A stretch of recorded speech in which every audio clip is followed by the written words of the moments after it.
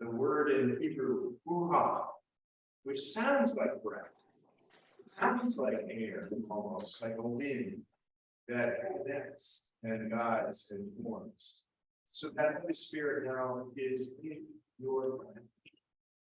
God is closer to you than your very breath, your very heart. You get to say thanks for that on Pentecost. Pentecost is a day, a moment that we look back, we celebrate, we read that passage that has all those problematic names, which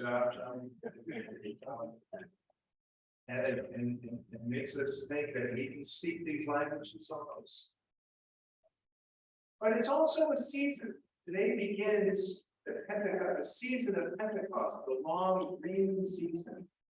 And that makes me wonder if Pentecost is not just an event that we remember a moment of time and place way back when, but perhaps we are called by the church to practice Pentecost, to make it real, to live in the reality that the Holy Spirit is always and everywhere present, not something that's a matter of our seeking, hoping that we'll find and grasp it, but it's a gift that continually is shed upon us and among us.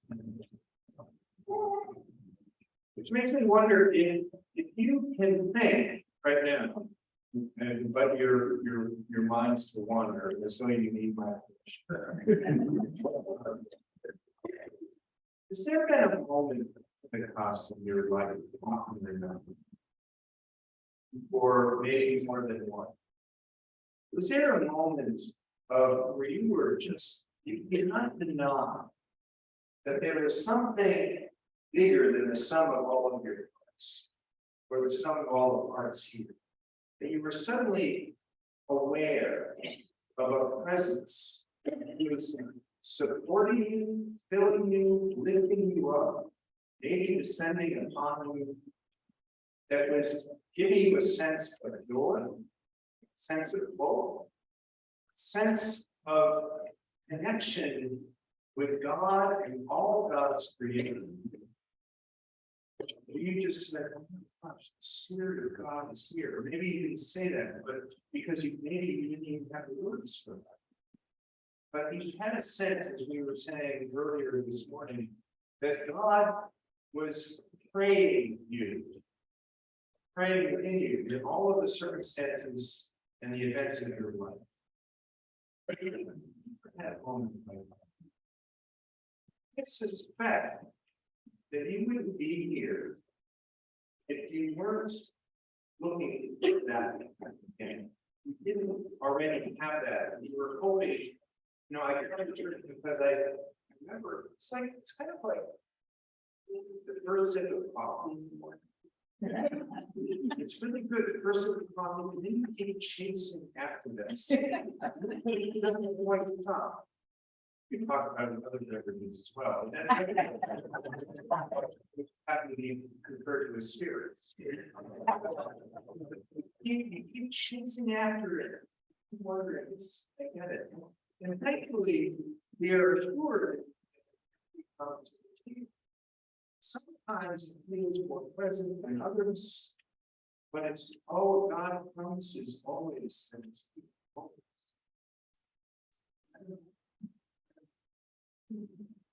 That's Pentecost. And practicing Pentecost means that you keep showing up, knowing that God will show up.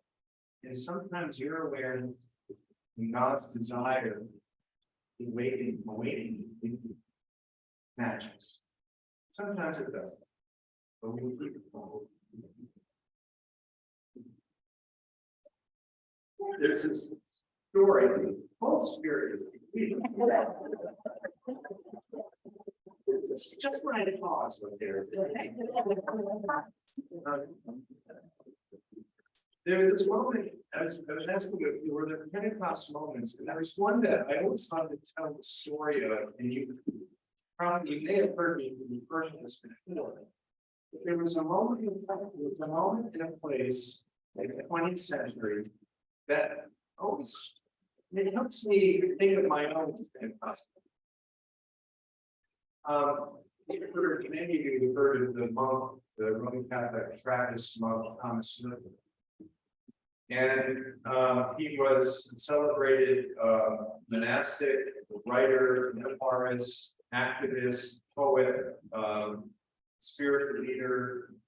I mean, in many ways, he didn't really think about his life because he seemed to hang out with a lot of these poets.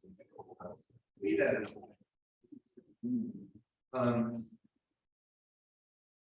One day, on March 18, 1958, particular moment, he's in Louisville, Kentucky, and he's doing some errands for the monastery. He's just running errands like you and I do, going to the marketplace. And he's in the city, and later on, he describes this moment. I'll just in Louisville, at the corner of 4th and Walnut, in the center of the shopping district, I was suddenly overwhelmed with the realization that I loved all these people and that they were mine and I theirs, even though we were total strangers. It's wonderful sense. It was like waking up from a dream of separateness. Waking up from a dream of separateness. I think that's what that assembly of Jews and disciples, and that whatever that was that they were in a dream of separateness.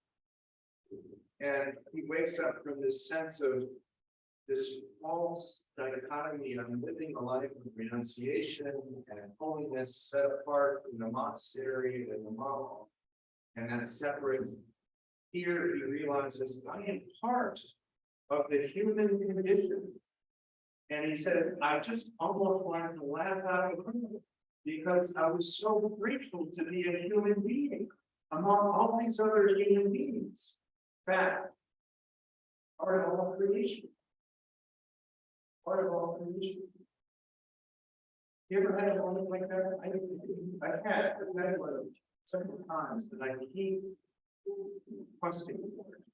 Maybe that's why I decided to become a Christian.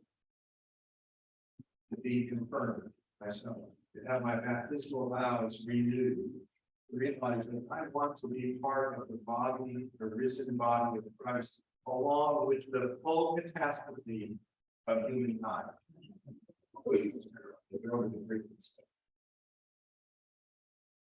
He goes on to say, I wish everyone could have that experience.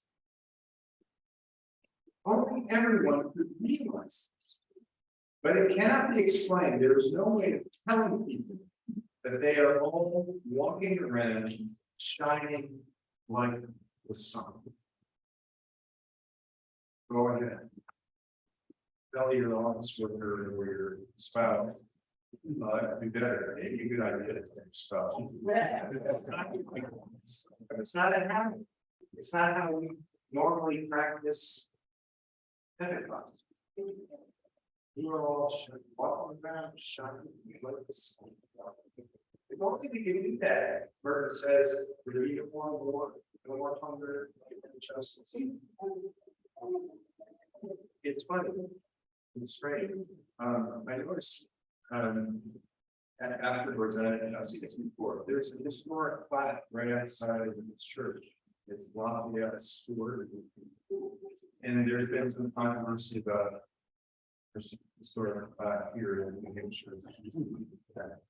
In Louisville, at the corner of what used to be 4th and Walnut, but what is now the 4th and Muhammad Ali Boulevard, there is a historic mark, just like that, and it's titled A Revelation.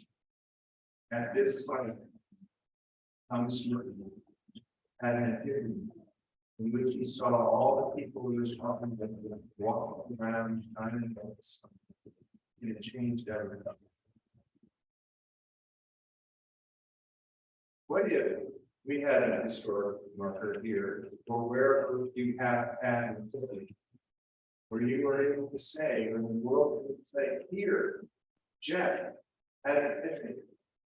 Here, Emily suddenly realized that she was just upheld and embraced by a God who loved her beyond all things. Well, that'd be right. When the world would be full of historic markers. Instead, there's us walking around, trying to really to the gospel, sharing the news that God's love and God's life is stronger than all of these suffering, stronger than death itself.